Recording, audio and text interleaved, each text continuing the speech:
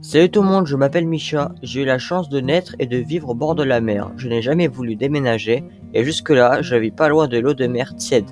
Je sais que c'est le rêve de beaucoup de gens et je dois dire que la mer occupe une place importante dans ma vie. Je nage très bien et de temps à autre, je job comme sauveteur quand les touristes débarquent ici en masse. C'est ma maison et bien sûr, j'ai ma plage secrète qui est toujours assez déserte car très peu de gens ont réussi à la trouver. Avec les amis, on s'y rassemble les samedis.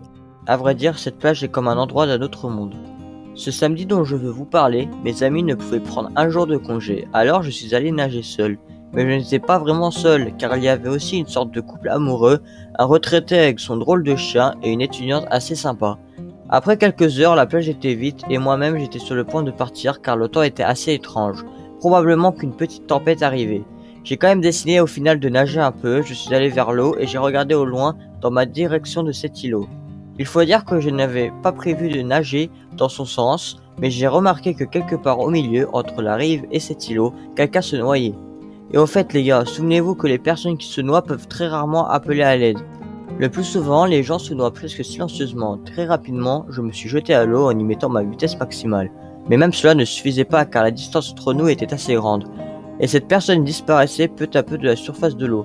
Mais je m'en foutais et l'essentiel était de ne pas paniquer. Il faut souligner que la semaine précédente, je m'étais foué la cheville en jouant au football et la blessure m'empêchait considérablement de bien nager malgré mon expérience. Une fois sur la place, il n'y avait personne. J'ai compris qu'il restait plus qu'une chose à faire, plonger sous l'eau et y voir. Ce que je fis rapidement. Sous l'eau, j'étais surpris de constater que c'était l'étudiante que j'avais vue sur la plage. La fille coulait lentement au fond de l'eau, mais je l'ai rattrapée puis j'ai commencé à remonter à la surface. Après que nous ayons tous les deux pris une bouffée d'air, nous avons été submergés par une grosse vague qui nous a renvoyés sous l'eau. Prise de peur, la fille m'a instantanément serré contre elle au point où je ne pouvais à peine bouger.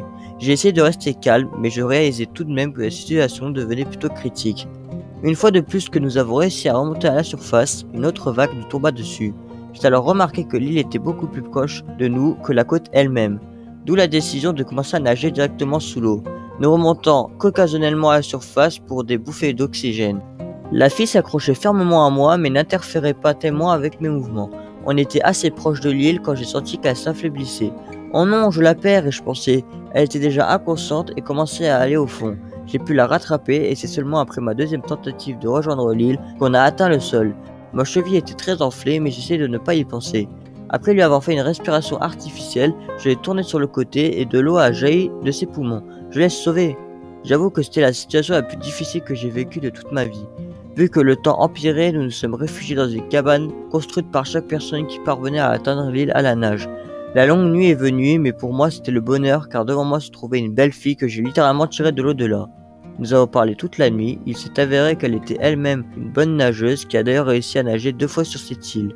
Mais ce jour-là, elle ne pouvait pas faire face aux vagues. Au petit matin, le temps est revenu à la normale, nous avons jeté quelques bûches dans l'eau afin de les utiliser comme bouées de sauvetage car nous ne pouvions pas nous rendre à la plage par nous-mêmes. Ma jambe n'avait pas l'air en forme et ma nouvelle amie avait peur des courses de fond. Avec des bûches dans une étreinte, nous nous sommes arrivés au rivage et déjà le soir du même jour, nous avons dîné dans un restaurant chinois. Et c'est ainsi qu'a commencé notre histoire de grand amour. Alors, cher ami, comment ton histoire d'amour a-t-elle commencé? Laisse-nous savoir en commentaire. Si mon histoire t'a plu, alors like, abonne-toi à la chaîne. Merci d'avoir regardé. Ciao!